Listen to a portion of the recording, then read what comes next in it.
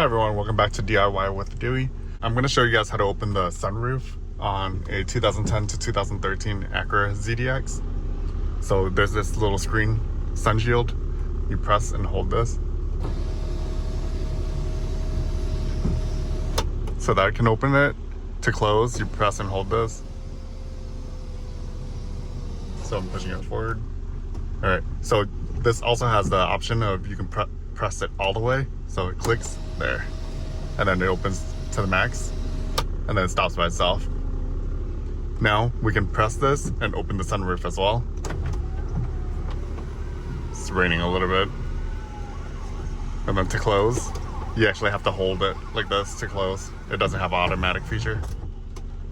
And you can also pop the sunroof up, so you press up on this there, so it vents it a little. And then to close it, you press this forward. And then let's go ahead and close this. And closing it, you actually have to hold it. There we go. Well, that's pretty much it. Let me know if you have any questions. Thanks for watching.